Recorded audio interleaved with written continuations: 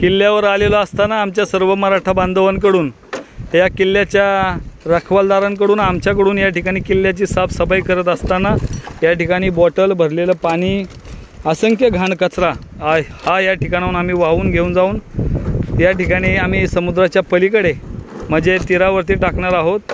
अतिशय चांगल्या प्रकारचं काम या ठिकाणी आमच्या सर्व शिवराय प्रतिष्ठानच्या मित्रपरिवारांकडून चालू आहे।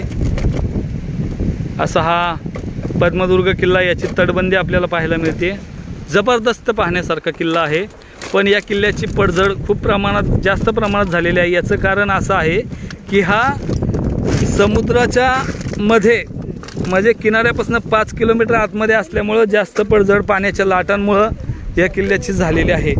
पण खरोखरच जबरदस्त माझ्या छत्रपती संभाजी महाराजांनी हा किल्ला बांधलेला आहे आणि या किल्ल्याचं वैशिष्ट्य बांधण्याचं समोर आपल्याला पाहायला मिळेल बघा। इथं मुरुडचा समजला जाणारा जंजिरा आहे मेहरूप जंजिरा किल्ला।